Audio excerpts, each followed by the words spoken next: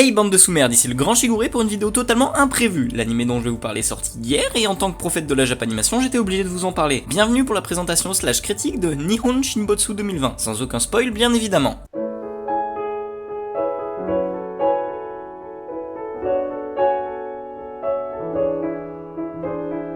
Nihon Shinbotsu 2020 ou Japan Sings 2020 est une adaptation animée du roman La Submersion du Japon de Sakio Komatsu sorti en 1973. Masaaki Yuasa, ce grand génie de l'animation et de la réalisation ayant adapté Devilman en 2018 avec le magnifique animé Devilman Crybaby, a encore frappé aujourd'hui en nous adaptant ce fameux roman. L'anime a été donc fait par le studio Science Saru qui s'est aussi occupé de Devilman Crybaby, Keeps Your End of Eizouken, toujours réalisé par Masaaki Yuasa, ou encore le film Ride Your Waves, sorti récemment. L'anime Japan Sings 2020 contient 10 épisodes, tous sortis d'un coup sur Netflix le 9 juillet 2020, donc hier à la sortie de la vidéo. Et ouais, j'y suis allé très rapidement sachant que Masaaki Yuasa avait taffé sur le projet en tant que réal. En 2020, à la suite d'un séisme surpuissant ayant touché le Japon, Ayumu Muto, une jeune fille qui était censée participer au JO de cette année, va rejoindre sa famille pour essayer de survivre. Ils vont commencer par fuir la ville, mais tout au long ils vont se retrouver à devoir faire des choix cornéliens pour survivre. Le plus important pour cette petite famille sera de rester ensemble, malgré toutes les difficultés. On a déjà vu des films pas ouf prenant des contextes de catastrophes de la sorte, mais entre nous, 2012 c'est un peu du caca, mais faut pas le dire. Cet animé arrive à se rendre beaucoup plus réaliste que tous ces films hollywoodiens vus et revus, et honnêtement, je pense qu'il faudrait nous faire des trucs comme ça plus fréquemment. J'ai déjà vu un animé à peu près comme ça à l'époque, qui s'appelle Tokyo Magnitude 8.0, qui est presque aussi bien que Japan Sings. Et bah tout ça pour dire que les animés ça a sa propre force, qui peut même surpasser n'importe quel film, fait avec de vrais acteurs. Et c'est bien pour ça que je suis fan de Japanimation depuis tout ce temps. Sinon, revenons à nos moutons. En quoi cet animé est une énorme claque qui me force à en parler dès maintenant sans attendre ne serait-ce qu'une semaine? Bah déjà il vient de sortir, et si je veux percer, autant surfer sur la vague du succès. Et ouais, business is business mon pote. Déjà visuellement les décors c'est des photos en fait. C'est hyper bien foutu, c'est beau et réaliste. Non mais même en vrai, je suis sûr les incendies sont moins beaux que ça, sérieux. D'autant plus que ce style de décor s'adapte parfaitement au style graphique qui caractérise les œuvres de Masaaki Yuasa. Un style qui fait assez ébauche, sans aucune ombre au niveau des persos, ce qui les fait rentrer je ne sais comment dans le décor. De plus, ce style épuré facilite énormément l'animation, comme on l'a vu avec Devilman, dans Japan Sings aussi. Bon, y a pas de scène de combat avec des moments où des démons sautent sur la gueule, mais on ressent quand même à la perfection ce qu'on veut nous transmettre. Je pense notamment à une scène de l'épisode final, mais je n'en dirai pas plus. Les visages des personnages se déforment de manière assez violente quand il le faut, et on ressent donc vraiment les sentiments des persos ainsi que la dureté de ce qui leur arrive. À côté de ça, la réalisation c'est nous manipuler à la perfection. Le malheur frappe quand on ne s'y attend pas, du moins quand la réalisation nous empêche d'y croire. Et j'ai ressenti ça surtout musicalement avec les musiques tristes ou de tension qui se coupent au moment opportun. C'est relativement simple à faire, vous allez me dire, mais c'est très efficace et je valide donc totalement. Pour finir sur l'aspect technique, on peut parler de l'opening, qui change de tout ce que l'on peut avoir actuellement. L'animation est très spéciale et poétique et ça s'accorde totalement avec la musique, ainsi que ce à quoi aspirent tous les personnages de l'œuvre. Ils veulent tous retrouver leur quotidien d'antan et vivre paisiblement, et cet opening nous le montre poétiquement et de manière très juste. Sinon, scénaristiquement, que vaut Japan Sings 2020? Déjà, je me permets de préciser un petit truc. Masaaki Yuasa a réadapté l'univers temporellement pour faire en sorte que l'histoire se passe en 2020 et pas dans les années 70 comme dans l'œuvre originale. Il avait fait exactement la même chose pour Devilman Crybaby et là c'est tout aussi bien exécuté. Tous les personnages se servent sans cesse de leur téléphone, leur 4G, ils croisent même un youtubeur. Bref, il a remanié une grande partie de l'œuvre originale pour l'adapter à notre époque et ce n'est pas rien. Comme vous aurez pu le remarquer si vous êtes un minimum intelligent, l'anime parle d'une famille qui essaie de survivre suite à une catastrophe naturelle. Il se passe beaucoup plus de choses que l'on pourrait l'imaginer. Perso, je m'attendais juste à un séisme et peut-être un petit tsunami qui en découle. Ah, qu'est-ce que j'étais innocent. Le nombre de couilles imprévues qui leur arrivent, vraiment Dieu n'existe pas dans ce monde, ça c'est clair. Bref, ils lutteront sans cesse pour trouver à boire, à manger, un refuge et fuir les futures conséquences du séisme. À ce niveau-là, l'anime est brillant et arrive à nous surprendre sans cesse avec des situations inopinées mais réalistes malgré tout. On s'attache donc énormément aux personnages et dès qu'ils doivent faire un choix cornélien du type abandonner certaines personnes pour leur suivi ou même se sacrifier pour la survie du groupe, et bah j'ai failli chialer. Dédicace à l'épisode 2 qui m'a mis une sale claque et qui m'a totalement fait rentrer dans l'intrigue. La tension, la peur, les regrets, la tristesse sont des émotions horribles mais présentes constamment au sein de cette œuvre et on ne peut pas y échapper. Dans certains moments, l'anime est assez cru, voire gore. C'est quelque chose d'assez mature puisque ça traite de mort, d'abandon ainsi que de survie. Donc ne montrez pas à votre petit cousin de 12 ans qui s'appelle Kevin et qui joue à Fortnite. C'est pas une bonne idée. Bref, cet animé c'est un coup de maître et je vous encourage à aller le regarder mais genre à 2000%. Comment ça 2000% c'est pas possible? Mais nique ta mère un peu pour voir! Cet animé fait réfléchir en montrant que l'esprit d'équipe est une bonne chose, mais dans certaines situations il faut le sacrifier. L'égoïsme est à proscrire mais dans certains cas c'est ce qui leur sauvera la vie. Tout est nuancé, cet animé nous rappelle que tout n'est pas forcément blanc ou noir et que réfléchir et garder son calme restera la meilleure des solutions. Comme je l'ai dit sur plusieurs animés, cet animé est une sorte de leçon de vie et il se retrouvera donc ici dans ma tier list sans aucune difficulté. J'ai pas trouvé de points négatifs, c'est peut-être parce que j'écris à chaud, mais j'imagine que la qualité de l'animé est pas mal. Il y a peut-être une intrigue un tout petit peu longue au milieu de l'animé qui ne m'a pas tant fait kiffer que ça, mais sinon le reste est très qualitatif. Sincèrement les gars, allez voir cet animé, il vaut large le coup. Sur ce, je vais vous laisser parce que j'ai une grosse vidéo qui sort dans un peu plus d'une semaine. La bise, sayonara.